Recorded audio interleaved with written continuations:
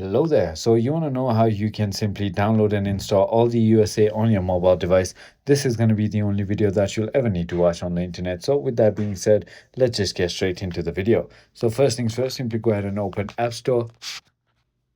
And once you do that, simply go ahead and search for Aldi USA right over here. And once you've done that, you're going to be on this page right over here. And now click on this application, click on the Get button. It's going to ask you to verify yourself. So simply go ahead and do that as well.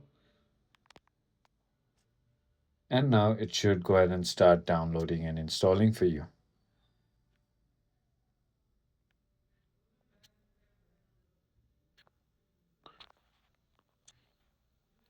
Once you've downloaded the application, simply go ahead and tap on open and click on next couple of times, and then simply go ahead and click on get it for the cookies. You can log in, create, or browse as guest. This is about it. I hope this video was helpful to you. If it was, hit that like button and I'll see you on the next one.